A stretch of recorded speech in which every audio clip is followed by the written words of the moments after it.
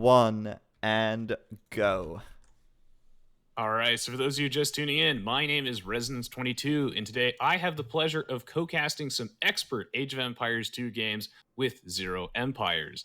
This is going to be a 1 versus 1 Regicide mirror match as part of the Escape Gaming Masters Regicide Tournament. Thank you so much for having me today, Zach. Would you like to do the honors of introducing the players and their civs?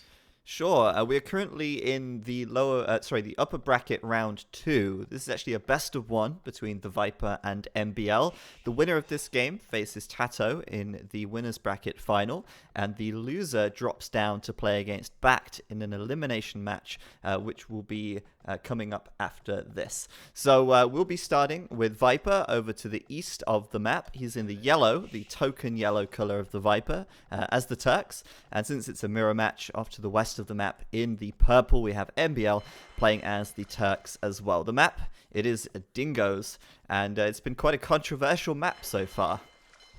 Yes, indeed. Dingos is a very strange map. I believe it comes as part of the one of those like Ensemble Studios custom maps from back in the day. It's sort of like Continental, but I've seen some skeletons on the water, so I guess that's something that makes it a bit different. But one thing that is different is that last game the players were more connected on land than they are this time. But Zach, it looks like there are only two very narrow shallows. Yeah, this does seem like a different generation. Every single time we've seen this map so far, there has been this kind of landmass in the middle, but there's usually been a connection on the north or the south side as well. This time around, it is just the two shallows, like you say, so maybe even more focus on the water this time, and I can't help but feel that that's going to play slightly into the favor of Viper here, who is arguably the strongest water player in the world at the moment anyway. And since this may be harder to attack on land, that could work for him. There is also a lot of fish on this map, and this time it does seem a little more even. I'd say that MbL has a few less. He does have a lot in the corner though, so he's put his dock there and he'll be able to fish those easily. And Viper has also put his dock right on the money as well. But Viper does seem to have a few more fish available in the long term in this one.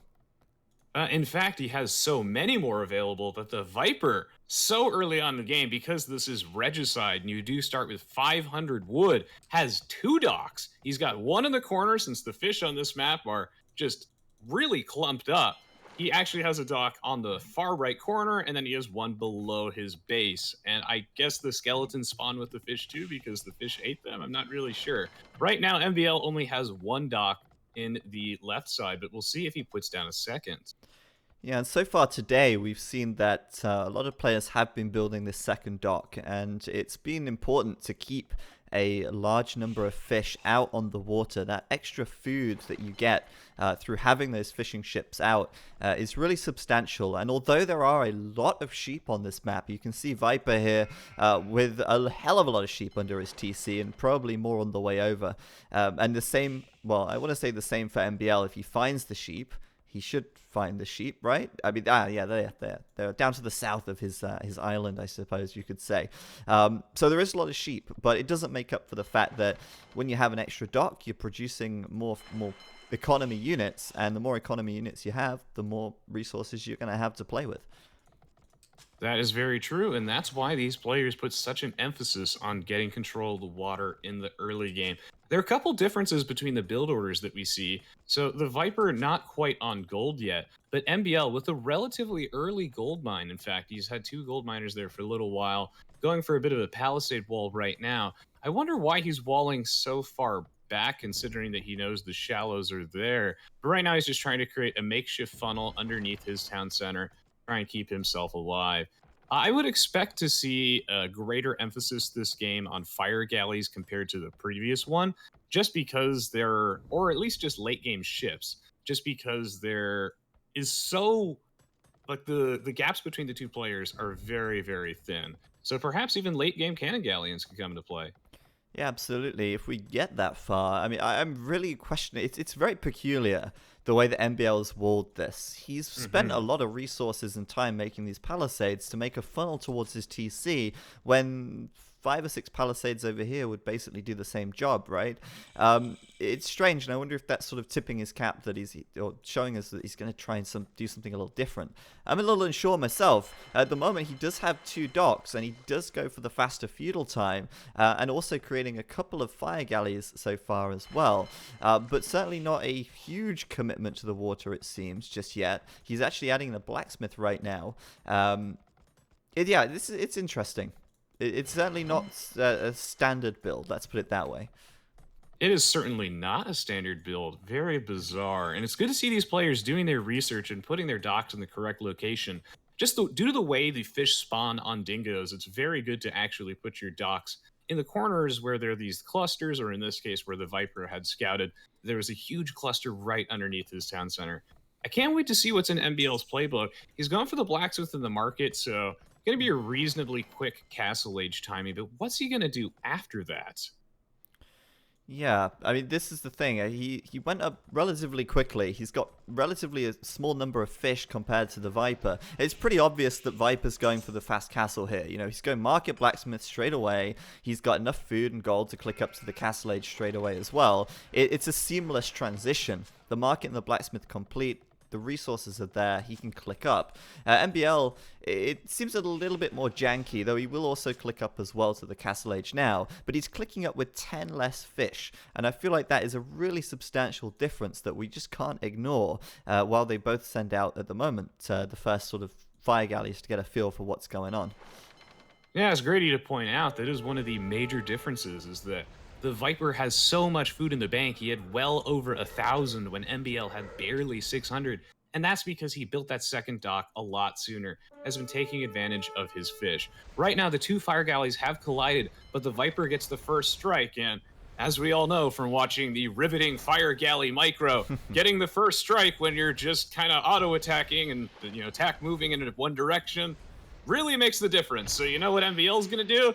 He's just going to go straight for the fishing ships, because there's no way that he can actually fight that fire galley. And he will be able to actually take down 2 before losing his own fire galley, which I would say is a reasonable exchange. And he's going to do the same in the south as well. It's 2v1, so he's going to go for the fish. Viper trying to micro the fish away. There's no way you can avoid the fire galley, really. It's just delaying the inevitable. But he can at least buy time for his own fire galleys to whittle down MbL's as well. Viper with another villager here, looking to perhaps go for another dock. But oh, there's a wolf on patrol, and that villager may go down. It's a close one, but nope, the fire galley is there to save the day. I never thought I'd see that one.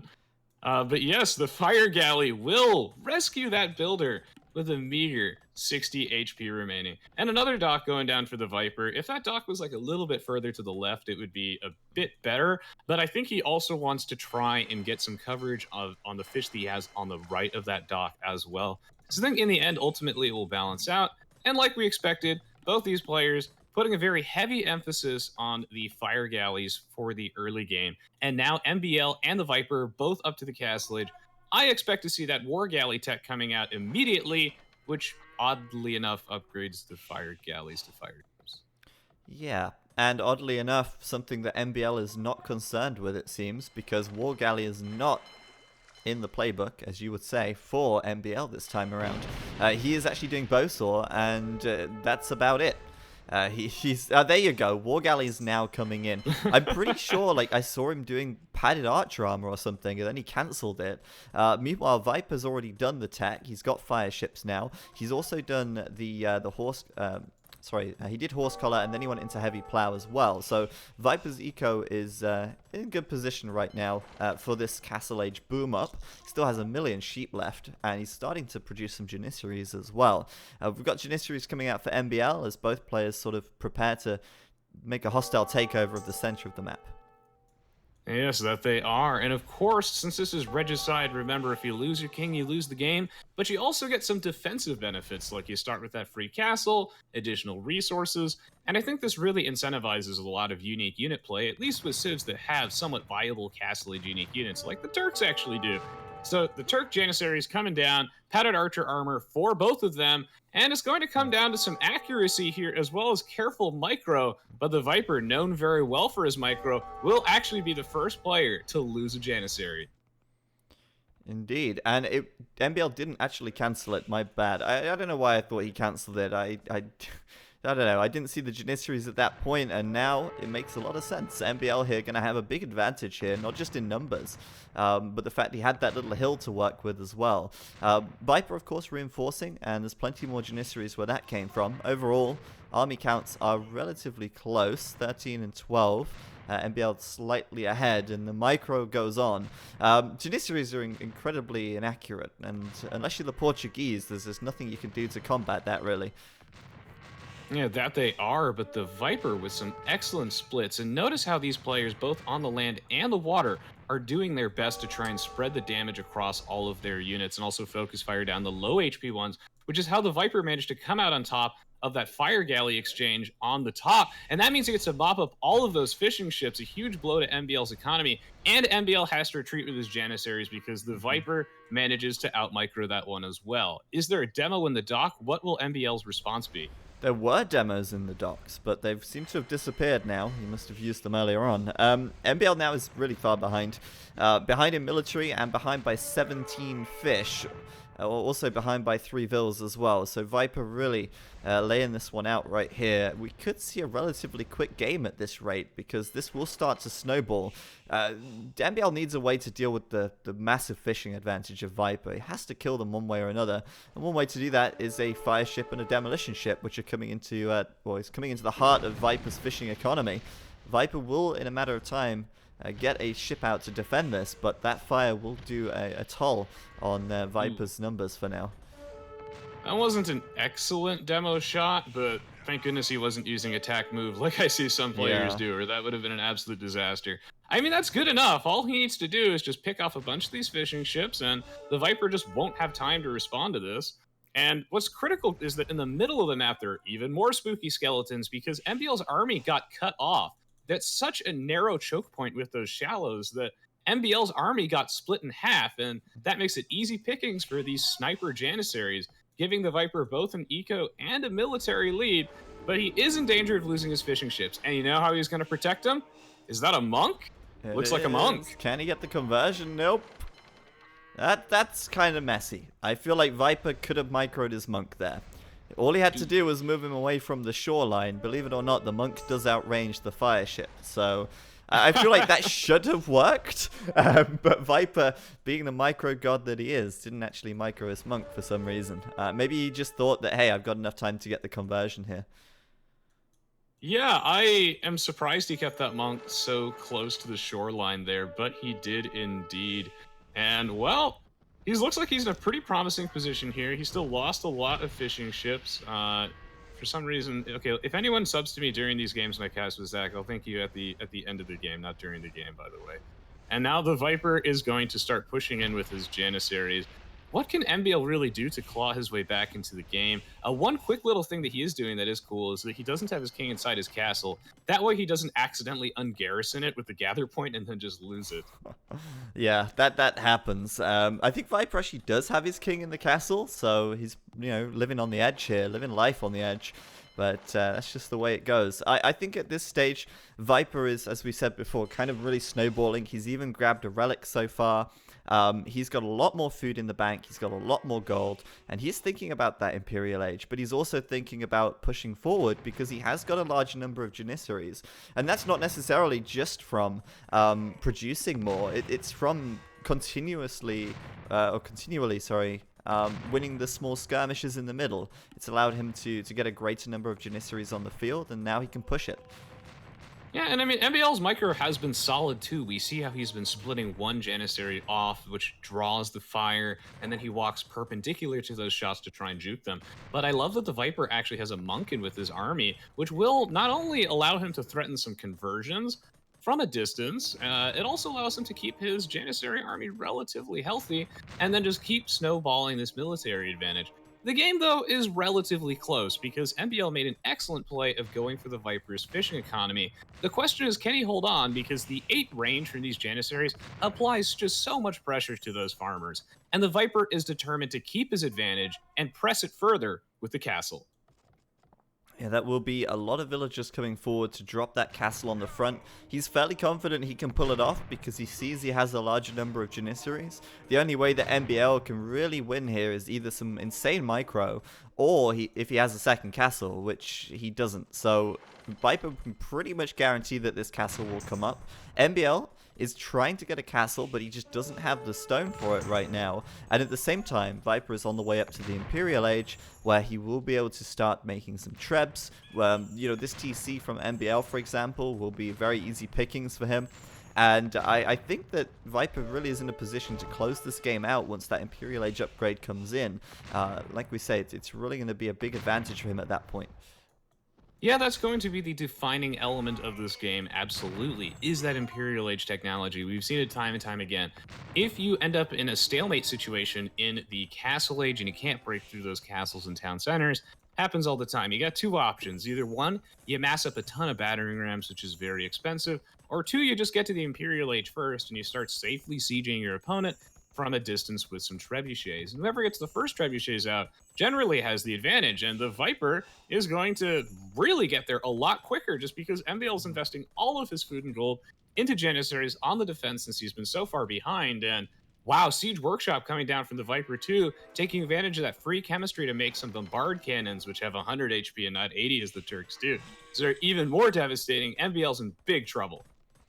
Yeah, and the nice thing about preparing for the bombard cannons is that they're able to deal with any counter trebs, so you're that much more likely to win that treb war, let's say. So there you go, the trebuchet coming out straight away here, and at the back side of the map, Viper's kind of standing by with some demos. He's going to prevent MbL from cleaning up any more fish, and this entire time he's still kept this fishing advantage, and that's enough for MbL. He's going to call GG right there, as MbL will realize or recognize that I am too far from the Imperial Age, and I cannot stop what is about to come my way.